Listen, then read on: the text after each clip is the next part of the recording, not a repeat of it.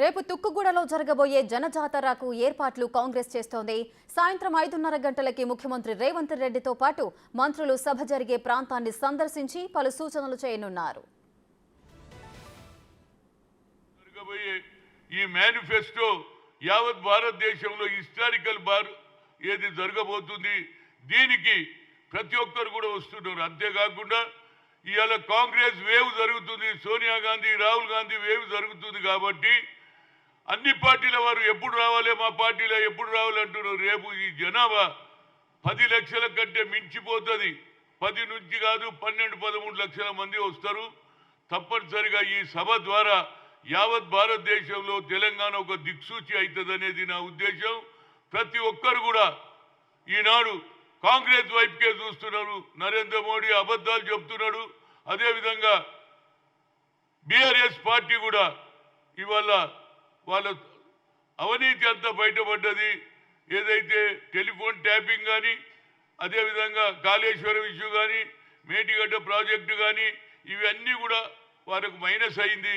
అందులో భాగమే ఇవాళ వాళ్ళ పార్టీలో ఉన్న వాళ్ళు ఒకరి తర్వాత జారిపోతున్నారు. గతంలో మీరు చేయాలేరా పోయి 19 మంది ఉంటే 12 మందిని తీసుకున్నారా లేదా? అదే ఇవాళ ప్రజలలో ఆలోచన వచ్చింది. ఆ పార్టీలో ఉన్న వాళ్ళు కూడా ఒకరి తర్వాత ఒకరు వస్తున్నారు. కానీ నాది ఒక్కటే, నా ముఖ్య ఉద్దేశం, ఒరిజినల్ కాంగ్రెస్ వాళ్ళకు మాత్రం అన్యాయం జరగొద్దని రేవంత్ రెడ్డిని కోరుతున్నా. అదేవిధంగా కార్యకర్త అనే వారికి న్యాయం జరిగితేనే రేపు వచ్చే ఎన్నికల్లో తప్పనిసరిగా 14 సీట్లు గెలవడానికి శాయశక్తుల కృషి చేస్తాం.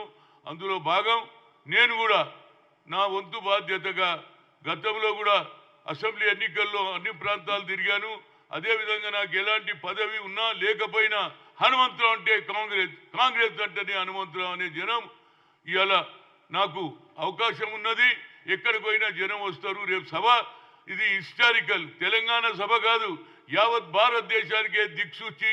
తెలంగాణలో ఏ విధంగా అయితే వేవ్ జరుగుతుందో అదే వేవుగా ఇవాళ నరేంద్ర మోడీ రాహుల్ గాంధీని అంటున్నాడు, నేను ఏం చేయలేడు. అరే నువ్వు అబద్ధాలు చెప్తావు, మేము ఏదైనా చెప్పింది చేసి చూపిస్తావు.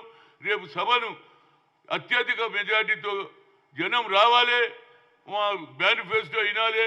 వచ్చే ఎన్నికల్లో పార్లమెంట్ ఎన్నికల్లో 14 సీట్లు గెలవడానికి ప్రతి ఒక్కరు కూడా కంకణం కట్టుకోవాలని కోరుతున్నా.